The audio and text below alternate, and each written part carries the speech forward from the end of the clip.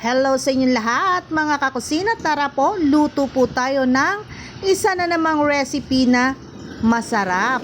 At ito nga linuto ko mga kakusina ay part ng pig stomach or pig stripe. O kaya sa Tagalog niya ay tito ng baboy. Pinakuluan ko muna yan mga kakusina para siguradong malinis ang tito ng baboy. Ayan.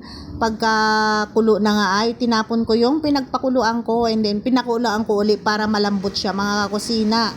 And then nung malambot na nga ay ayan, hiniwa-hiwa ko na para naman igisa. Naggisa lang ako ng bawang at saka ng sibuyas and then linagay ko na yung tito ng baboy. Saka ako naglagay ng paminta at saka patis para manuot yung lasa ng patis sa karne ng porky or sa pig stripe.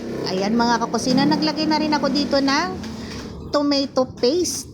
Ayan, habang ginigisa natin itong pig stomach ay nilagyan ko na ng tomato paste para magisa na rin yung tomato paste mga kakusina. At ito na nga, ayan, nagdagdag na rin ako dito ng oyster sauce. Di ko alam kung anong tawag sa lutong ito mga kakusina, para siyang menudo. Pero hindi namang menudo. Ayan, parang menudo lang mga kakusina. Ayan. Hindi ko talaga alam kung ano, basta naisipan ko lang na ganyan ang lutuin ko, gagawin ko kako. Ayan mga kakusina. Naglagay na rin pala ako dito ng pork cubes para mas lalong mas malasa ang ating pig stripe. Naglagay na rin ako dito ng tubig para sa mga ilalagay nating gulay para maluto din yung mga kakusina dahil mas masarap ito pag may sauce. Ayan mga kakusina, linagay ko na ang patatas, carrots at saka yung hotdog.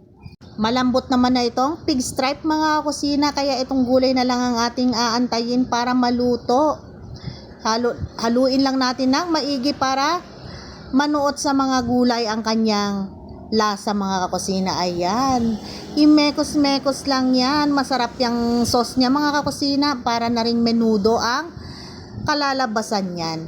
At eto na nga, linagay ko na rin yung bell pepper. Maganda sana kung may green din na bell pepper para contrast ang kanyang kulay, pero wala mga kakusina. Okay lang yan kahit puro pula, parehas din lang naman ang kanyang lasa, di ba mga kakusina? At ayan nga, malapit nang maluto itong ating nilulutong ulam. I-try nyong gawin to mga kakusina. I'm sure na kayo din ay masasarapan sa ganitong luto. Hindi lang yung puro adobo ang gagawin nyo sa tito. Pwede rin ganito. At eto na nga mga kakusina, luto na. Tara po, kainan na!